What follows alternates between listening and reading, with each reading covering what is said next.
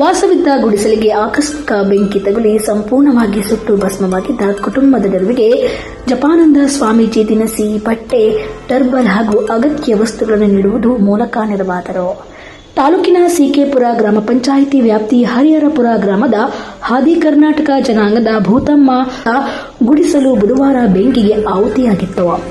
ಈ ವರದಿಯನ್ನು news be alert ಸುದ್ದಿವಾಹಿನಿಯಲ್ಲಿ ಬಿತ್ತರಿಸಿದ ನಂತರ ಬೆಂಕಿ ತಗುಲಿ ಗುಡಿಸಲು ಭಸ್ಮ ಎಂಬ ಶೀರ್ಷಿಕೆಯಲ್ಲಿ ಸಮಗ್ರವಾಗಿ ಬಿತ್ತರಿಸಿದ ಹಿನ್ನೆಲೆಯಲ್ಲಿ ಶುಕ್ರವಾರ ತಾಲೂಕಿನ ಶ್ರೀರಾಮಕೃಷ್ಣ ಮಠದ ಜಪಾನಂದ ಸ್ವಾಮೀಜಿಯವರು ಅಗತ್ಯ ದಿನನಿತ್ಯ ಬಳಸುವ ವಸ್ತುಗಳನ್ನು ನೀಡುವುದರ ನೊಂದ ಕುಟುಂಬದ ನೆರವಿಗೆ ಧಾವಿಸಿದರು.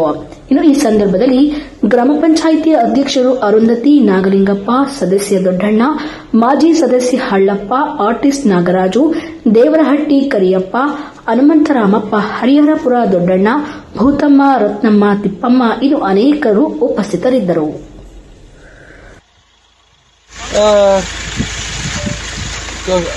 ನೋಡಬಹುದು, ಒಂದು ಸಿಲಿಂಡರ್ ಬ್ಲಾಸ್ಟ್ ಆಗಿ ಪ್ರಾಣ ಉಳಿದಿದೆ, ಜೀವ ಉಳಿದಿದೆ. ಮತ್ತು ಇನ್ನೂ ನಮ್ಮ ದೇಶ ಯಾವ ಸ್ಥಿತಿಲಿದೆ ನೋಡಿ. ನಾವು ಯೋಚನೆ ಮಾಡ್ತಿರ್ತೀವಿ, ಮಂಗಳ ಗ್ರಹಕ್ಕೆ ಮನುಷ್ಯನ ಕಳಿಸ್ತೀವಿ, ಚಂದ್ರಲೋಕಕ್ಕೆ ಮನುಷ್ಯನ ಕೊಡ್ತೇವೆ. ಆದರೆ ಇಲ್ಲಿ ಏನಾಗಿದೆ ನೋಡಿ, ಇವರು ನಮ್ಮಂಗೆ ಜನ ತಾನೇ ನೋಡಿ, ಎಲ್ಲ ಇದ್ದಿದ್ದು ಬದ್ದಿದ್ದೆಲ್ಲ ಸುಟ್ಟು ಹೋಗ್ಬಿಟ್ಟಿದೆ. ಒಂದೇನಂದರೆ ಜೀವ ಹಾನಿ ಆಗಿಲ್ಲ. ತಿಪ್ಪಮ್ಮನ ಕೇಳಿದೆ, ನೀನು ಎಲ್ಲೋಗಿದ್ದೆಮ್ಮ ನೀನು ಆ ಟೈಮಲ್ಲಿದ್ದರೆ? ಅವಳು ಕೊಟ್ಟ ಉತ್ತರ ಎಂಥವ್ರಿಗಾದ್ರೂ ಮನಸ್ಸಿಗೆ ನೋವಾಗುತ್ತೆ. ಕೂಲಿಗೆ ಹೋಗಿದ್ದೆ ಸ್ವಾಮಿ, ಕಾಲೇಜ್ಗೂ ಓದ್ತಿದ್ದಾಳೆ, ಕೂಲಿ ಮಾಡಿಕೊಂಡು ಜೀವನ ನಡೆಸ್ತಿದ್ದಾಳೆ. ಈತನಿಗೆ ಕಣ್ಣು ಸರಿ ಇಲ್ಲ, ಕಣ್ಣು ತೊಂದರೆ. ಆತನ ಹೆಂಡತಿ ಅವಳು, ಈ ಪುಟ್ಟ ಮಕ್ಕಳು ಸ್ವಾತಿ ಎಲ್ಲ ಪುಟ್ಟ ಮಕ್ಕಳು. ಈಗ ಇವ್ರಿಗೆ ಆಶ್ರಮದ ಕಡೆಯಿಂದ ಒಳ್ಳೆಯ ಟಾರ್ಪಾಲ್ ಕೊಟ್ಟಿದೆ ಇಮಿಡಿಯೇಟಾಗಿ. ಆಮೇಲೆ ಒಂದು ತಿಂಗಳಿಗಾಗುವಷ್ಟು ದಿನಸಿ ಕೊಟ್ಟಿದೆ, ಹೊಸ ಸೀರೆ, ಪಂಚೆ, ಟವಲ್ಲು, ಮತ್ತು ಚಳಿಗೆ ಸ್ವೆಟ್ರುಗಳು, ಮತ್ತು ಹೊದಿಕೆ ಎಲ್ಲ ಕೊಟ್ಟಿದೆ. ಅವರು ನಮ್ಮಂಗೆ ಅಲ್ವಾ, ಸೊ ಚೆನ್ನಾಗಿರಲಿ. ಸ್ವಾಮಿ ವಿವೇಕಾನಂದರು ಇದನ್ನೇ ಹೇಳಿದ್ದು, ಹುಡ್ಕೊಂಡೋಗಿ ಅವ್ರಿಗೆ ಸೇವೆ ಮಾಡು ಅಂತ. ಅಲ್ಲೇನೋ ಒಂದು ಪೆನ್ ಕೊಟ್ಬಿಟ್ಟು ಫೋಟೋ ತೊಗೊಳ್ಳೋದಲ್ಲ. ಇಂಥ ಕಡೆ ನೋಡಿ ಎಲ್ಲ ಹೆಂಗಿದೆ. ಈಗ ಇವ್ರ ಜೀವನನ ಮತ್ತೆ ಬೆಳೆಸ್ಬೇಕಾದ್ರೆ ಎಷ್ಟು ಕಷ್ಟಪಡ್ತಾರೆ ನನಗೂ ಗೊತ್ತು. ಆದರೆ ನಾನು ಈ ಮಗುಗೆ ಒಂದು ಎಲ್ಲಿ ಗ್ರಾಮ ಪಂಚಾಯತಿಯವರು ಇಲ್ಲೇ ಇದ್ದಾರೆ, ಈ ಮಗುಗೆ ಯಾವುದೇ ಕಾರಣಕ್ಕೆ ಇವಳಿಗೆ ಮತ್ತು ಇವ್ರಿಗೆ ಮತ್ತು ಆ ಮಗುಗೆ ಓದ್ಸೋದು ನಿಲ್ಲಿಸ್ಬೇಕು. ಕೂಲಿಗೆ ಓದು ಅಂತ ಹೇಳಬಾರ್ದು. ಅವಳು ಏನಾದರೂ ಓದೋಕ್ಕೆ ತೊಂದರೆ ಇದ್ದರೆ ನನಗೆ ಬಂದು ಹೇಳಿ, ಅವ್ರ ಎಜುಕೇಷನ್ಗೆ ನಾನು ಸಪೋರ್ಟ್ ಮಾಡ್ತೀನಿ.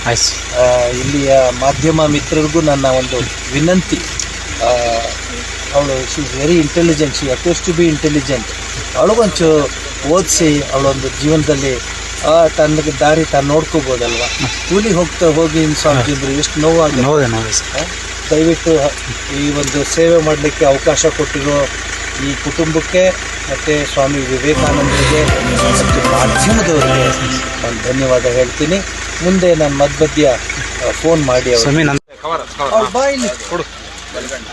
ಆ ಮನೆಯವ್ರನ್ನೆಲ್ಲ ಇಲ್ಲಿ ಬರಲ್ಲ, ಮನೆಯವ್ರು ಯಾರು ಇದ್ದಾರೆ ಎಲ್ಲ ಅಲ್ಲಿ ಗೋರಮ್ಮ. ನೀನು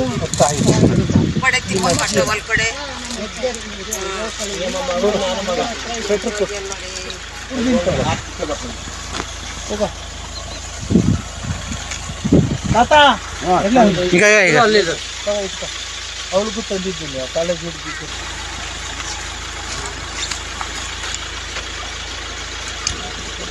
ಚಳಿ ಬೆಚ್ಚಗೆ ಚೆನ್ನಾಗಿ ಓದ್ ಸ್ವಲ್ಪ ಪ್ಯಾಕೆಟ್ ಬ್ಯಾನರ್. ಅವಳೇನಾಗಬೇಕು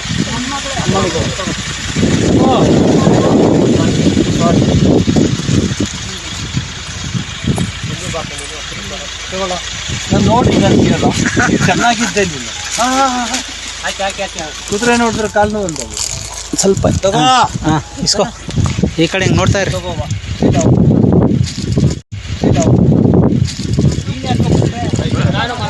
ಹೌದಾ ಮಗ ಸ್ವಾಮೀಜಿ ಮಗನ ಸ್ವಾಮೀಜಿ ಮಗ. ಆಯ್ತಪ್ಪ, ಮುದುಕರು ಮಾತ್ರ ಬರ್ತೀವಿ. ನೀನು ಒಂಚೂರು ಹಿಂದ್ಗಡೆ ನಿಂತ್ಕೊ, ಒಂಚೂರು ಅಲ್ಲಿ ನಿಂತ್ಕೊ. ನೀನು 5 ನಿಮಿಷ ನಿಂತ್ಕೊ, ನಾನು ಕರಿತೀನಿ. ಬಾ.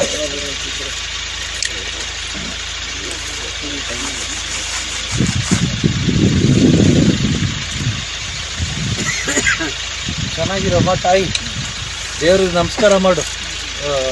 ಏನು ಜೀವ ಉಳಿತು.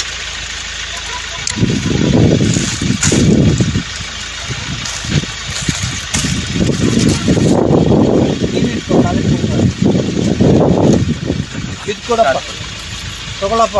ಯಾರಯ್ಯ ಮನೆಗೆ ಬರ. ಈ ಗುಡ್ಕ ಹಾಕೊಂಡು ಬಾಯೆಲ್ಲ ತಗೊಂಬ. ಅದನ್ನು ಎಲ್ಲ ಆಗ್ಬಾರ್ದು.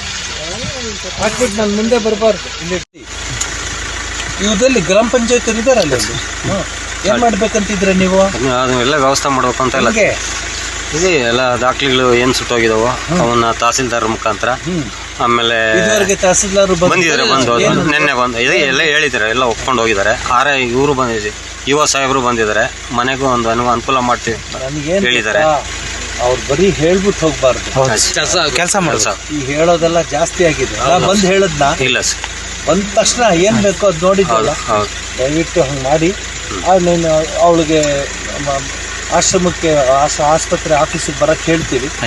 ಇವ್ರ ಕನೆಕ್ಷನ್ ನಿಮ್ದ ನಂಬರ್ ಇಲ್ಲಿ ಯಾರ್ದು?